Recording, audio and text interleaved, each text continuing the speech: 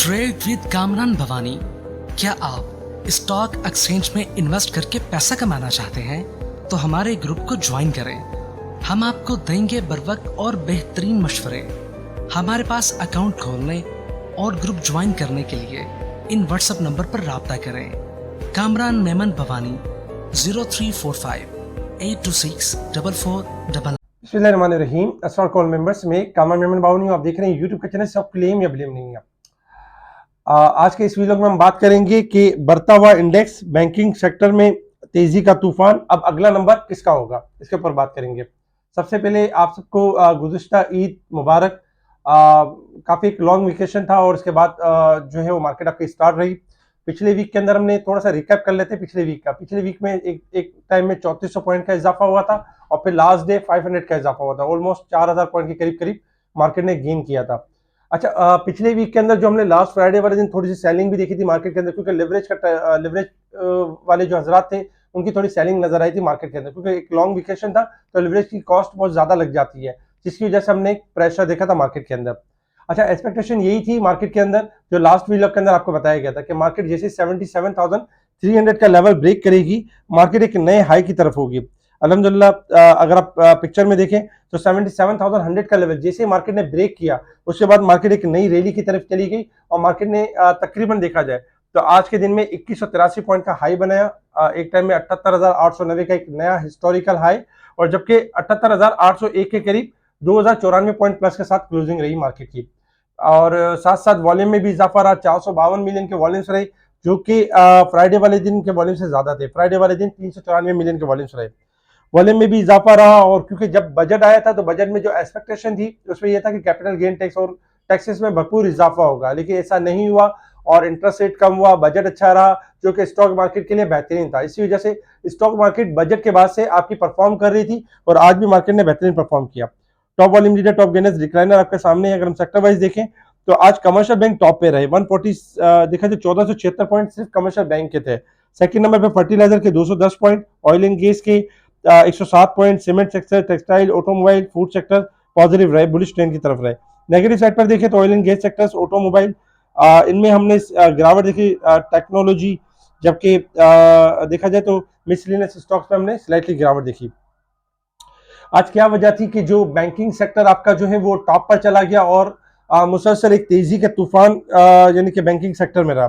देखिए, अगर आप इंटरेस्ट रेट से पहले की स्टोरी को चेक करें तो इंटरेस्ट रेट से पहले अगर हम 4 दिन जब कम हुआ, इंटरेस्ट रेट कम होने वाला था, उससे 3-4 दिन पहले देखें तो आपका बैंकिंग सेक्टर मुसलसल आपका डिक्लाइन कर रहा था। और बैंकिंग सेक्टर एवरीडे इसी यूट्यूब चैनल्स के ऊपर हम बताते थे कि आज बैंकिंग सेक्टर डिक्लाइन कर गया। मुसलसल 4-5-6 दिन बैंकिंग सेक्टर डिक्लाइन रहा।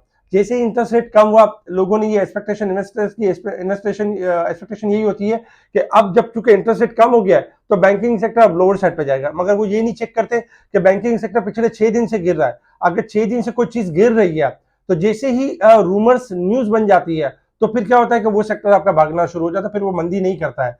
तो यही वजह थी कि बैंकिंग सेक्टर ऑलरेडी जो डिस्काउंट रेट कम होने वाला था उसकी मंदी कर चुका था फ्राइडे यानी उससे पहले तक। और जिस दिन अनाउंसमेंट आया कि इंटरेस्ट रेट अब कम हो गया है तो उस वक्त रूमर्स जो है वो न्यूज कंफर्म बन चुकी थी। उसके बाद से आप देख रहे हैं कि अब बैंकिंग सेक्टर में कोई गिरावट नहीं है, क्योंकि 1.5% कम हुआ है। कोई बहुत ज्यादा इंटरेस्ट रेट कम नहीं हुआ है बैंकिंग के हवाले से, तो उनके प्रॉफिट मार्जिन बहुत ज्यादा कम नहीं हो जाते। इसीलिए हमने देखा कि आज बैंकिंग सेक्टर आपका टॉप पे रहा, ओवरसोल्ड पोजीशन के ऊपर था, इसीलिए अपर लॉक्स लग रहे थे, लेकिन अपर लॉक के ऊपर ओवरबोर्ड की साइड पर आ चुका था। अच्छा, बाकी सेक्टर्स में क्या चीजें होंगी ये भी हम इस वीडियो के एंड में बताएंगे कि बाकी सेक्टर किस तरह परफॉर्म करेंगे और अब अगला नंबर भी किसका होगा, ये भी बात होगी। अच्छा, कुछ न्यूज के ऊपर अगर हम कुछ न्यूज के ऊपर और कुछ सपोर्ट लेवल के ऊपर देखें तो लास्ट हमने आपको सपोर्ट लेवल दिए थे होंडा कार के, GHNI के सपोर्ट लेवल के पास आके रिबाउंड कर गए। इसके अलावा रिफाइनरी के हवाले से गुड न्यूज आना शुरू हो गई है कि दोबारा अपग्रेडिंग के हवाले से SIC back plan for upgrading के हवाले से जो गुड न्यूज आना शुरू हो गई है, तो रिफाइनरी से आपकी परफॉर्म करेंगी। एंग्रो फर्टिलाइजर ने एनवी प्लांट की मुकम्मल मरम्मत कर ली, ये एंग्रो फर्टिलाइजर के लिए अच्छा है। जबकि अगर हम देखें तो सिद्दीक टीन प्लेट डाउन साइजिंग कर रहा है वर्क फोर्स के हवाले से, क्योंकि मीशत की जो बुरहान है इसके हवाले से, माशी बुरहान जो उसके हवाले से डाउन साइजिंग कर रहा है। अच्छा, कुछ अगर थोड़ा सा न्यूज देखें इंटरनेशनल के हवाले से, गोल्ड प्राइसेस अनचेंज रही है पाकिस्तान के अंदर। नॉर्वे ने, सेंट्रल बैंक ने इंटरेस्ट रेट अनचेंज रखा है, जबकि स्विस नेशनल बैंक ने पॉलिसी की रेट कट कर दिया है। तो काफी मुल्कों में अब इंटरेस्ट रेट भी कम हो रहा है। तो ये सारी न्यूज थी जिसकी वजह से हमने देखा कि मार्केट ने परफॉर्म किया। इंटरनेशनल मार्केट की तरफ अगर हम मूव करें तो इंटरनेशनल मार्केट में इस वक्त जो क्रूड ऑयल आपका ट्रेड कर रहा है, क्रूड ऑयल इस वक्त $80 और देखा जाए तो 80 के पास यानी कि ट्रेड कर रहा है क्रूड ऑयल। और क्रूड ऑयल ओवरबोर्ड साइड पर आ चुका है 81 से लेके 82 के दरमियान सेलिंग करनी चाहिए। 83 स्टॉप लॉस होगा और डिक्लाइन कर सकता है।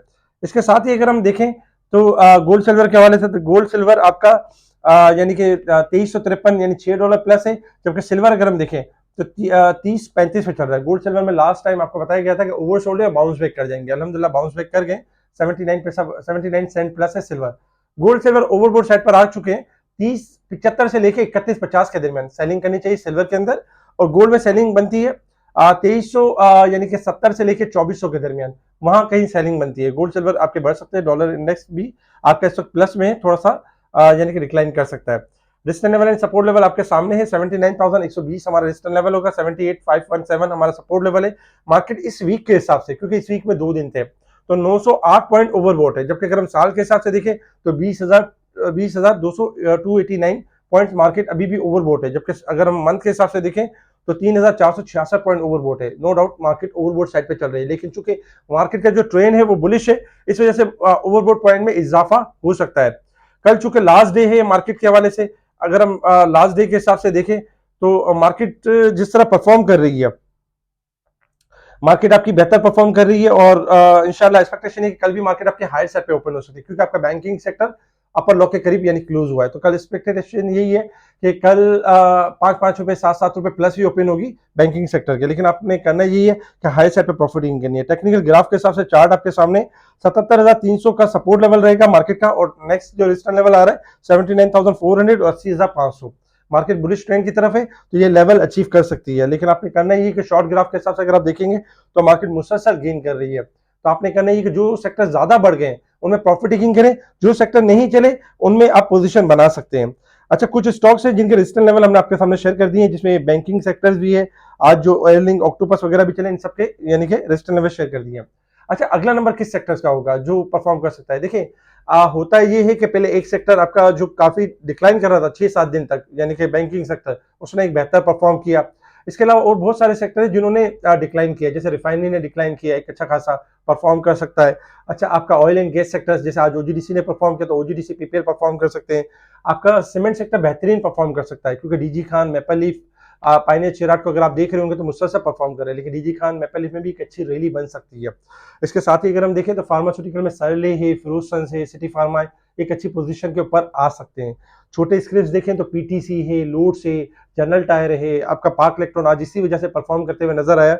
इसके अलावा अगर देखें ट्रीट कॉर्पोरेशन है, बहुत सारे छोटे स्क्रिप्ट हैं जो ग्राउंड पे जमा हो रहे हैं, पाकिस्तान रिफाइनरी वगैरह, लेकिन इनके अंदर एक अच्छी रैली, एक अच्छी तेजी बन सकती है। अब जो सेक्टर नहीं चले, इनमें ये नहीं कि मायूस हो जाए या घबरा जाए कि ये अब नहीं चलेंगे, नहीं, ऐसा नहीं है, उनकी भी बारी है, लेकिन पहले एक सेक्टर को जो चलाया गया बैंकिंग सेक्टर, क्योंकि इंडेक्स के हवाले से इंडेक्स का टारगेट चेस करना भी जरूरी है कि 80,000 का टारगेट जो था वो इंशाल्लाह एक्सपेक्टेशन है कि चेस हो जाएगा। इसी तरीके से बाकी सेक्टर भी आपके लाइनअप हो जाएंगे। तो हमारे स्पेशल ग्रुप से जुड़े नहीं, उन स्पेशल ग्रुप में टाइम बाय टाइम चीजों को हाईलाइट किया जा रहा होता है, बताया जा रहा होता है।